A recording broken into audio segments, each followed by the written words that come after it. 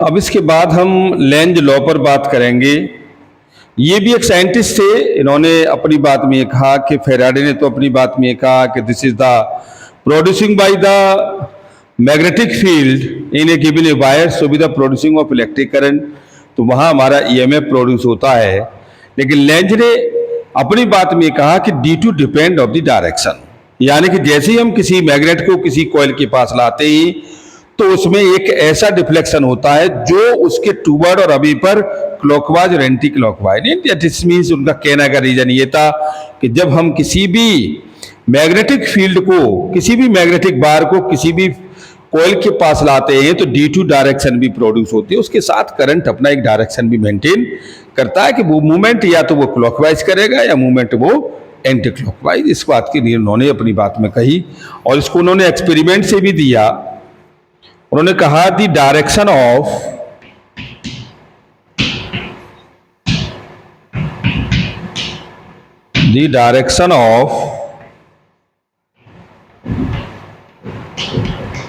induced electric current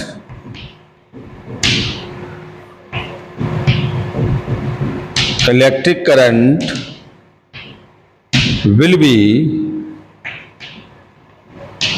such as required to oppose to change in magnetic flux।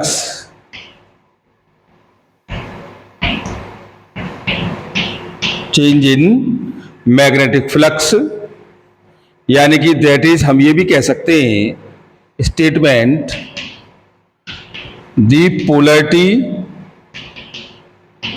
Of induced EMF is such that it tend to produce a current which oppose the change in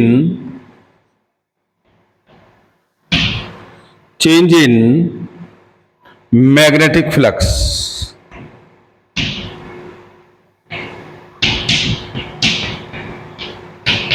magnetic flux, और उसके लिए एक formula था उनका induced EMF is equal to rate of change of flux, यानी कि E is equal to minus के N D phi B upon D T, या हम इसे कह सकते हैं माइनस के N D phi two D phi one upon T के साथ। और उन्होंने करंट की डायरेक्शन को दिया कि ये हमारे पास एक कॉइल है और ये मैग्नेटिक बार है। जब इसको टूवर्ड लेके आए किसी गिवन वेलोसिटी से ये एन और एस के साथ, तो करंट की डायरेक्शन हमारी कैसी हो गई? Anti clockwise. तो हम इसे ऐसे भी कह सकते हैं या हम इसे ऐसे भी कह सकते हैं, ये वाली कंडीशन। दूसरी कंडीशन उन्होंने कही कि हम किसी भी कॉइल के पास किसी मैग्नेटिक बार को अबे ले गए,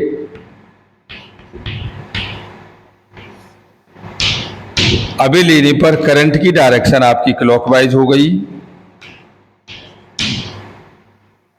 और डायरेक्शन हमारी हो गई कैसी? ये वाली। यानी कि this is a anticlockwise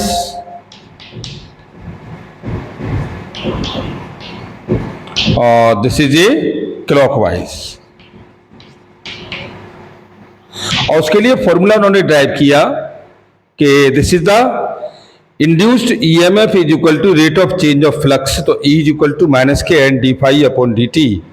और इसे आप चेंज कर सकते हैं कितना, ई की वैल्यू, तो आर इज इक्वल टू होता है आपका ई अपॉन आई, तो आप यहां लगा सकते हैं ई की जगह आप लिख सकते हैं E is equal to I R is equal to minus के N phi two minus K phi one upon T, और ये हो जाएगा आपका I is equal to minus के एन अपॉन आर और phi two minus K phi one upon T के साथ।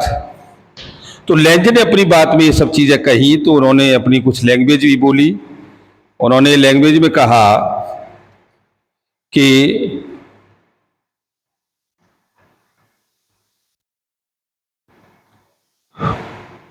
This is a German scientist of HFE Lenz, German scientist of Heinrich Friedrich Lenz 1865, यानी बहुत कम साल जिए। तो deduce the a rule newly Lenz law by work Faraday and Henry duplicated many of their experiments nearly the simultaneously. It deduced a law in 1834 into direction of experiment nearly introduced by 1834 direction of induced current. This is the thus now is a Lenz law. It states this, that the direction of the induced current is always such as to oppose the cause that produce it is. Thus, if the flux increase through a closed circuit, the induced EMF tend to cause current in such a direction as to decrease the flux.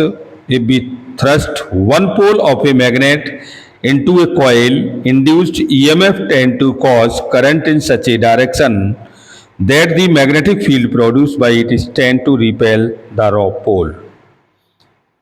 So in general, the cause of the current may be the motion of the conductor in a magnetic field or change of the magnetic field. In the first case, the direction of the induced current in the moving conductor is such that the force exerted upon the conductor is opposite to the motion. In the second case, the induced current is set up a magnetic field which, with the area bounded by the circuit A in the direction opposite to the original field and increasing in the direction of the original field is decreasing. एक बार वो बढ़ता है direction field के, एक बार वो direction उसकी field की घटती है। तो ऐसे में क्या होता है कि opposite the magnetic field in change, यानी कि ये एक बार क्या होगा, जब इसके पास आएगी तो करंट हमारा बढ़ जाएगा और ईएमएफ बढ़ जाएगा, तो बढ़ते समय इसकी करंट की डायरेक्शन हमारी एंटी क्लॉकवाइज हो जाएगी। और जब इसे हम मैग्नेटिक बार को अभी लेते हैं, तो जैसे ही मैग्नेटिक फील्ड डिक्रीज करती है उसके साथ हमारा ईएमएफ भी डिक्रीज करने लगता है और उसके साथ वो अपनी डायरेक्शन भी चेंज कर लेता है। तो when a conductor move in a magnetic field the direction of motion along with the direction of magnetic field at the end, EMF is given by Fleming's right hand law state that the thumbs and the first two finger the right hand are the spread out in such a way that the right hand to the another if the index of the finger represent the direction of the magnetic field and thumb is direction of the motion of the conductor, the central finger of the direction of the EMF। यानी कि ये कह रहा है कि ये तीनों जो है EMF, सेंट्रल EMF, डायरेक्शन और ये आपके मैग्नेटिक फील्ड को शो करता है। तो उन्होंने इस बात को कहा कि जो राइट हैंड का है ये वाला ये रूल, तो ये हमारे D2 डायरेक्शन को शो करता है, is the direction of the current और this is the magnetic field और ये आपका फोर्स को शो कर रहा है। तो ये तीनों चीजें हमारे पास निकल के आती हैं। तो ये कह रहा है कि जैसे जैसे हम इसे मैग्नेटिक फील्ड में ऐसे ले जाते हैं तो क्या होता है, मैग्नेटिक फील्ड जैसी बढ़ती जाती है तो उसके साथ ईएमएफ बढ़ता है, और उसे हम अबे करते जाएंगे तो हम क्या करेंगे, उसका आपका ईएमएफ कंटिन्यू डिक्रीज करेगा। तो D2 direction of clockwise and anticlockwise. तो by according to Faraday's law, अब इसको एक्सप्लेनेशन करें।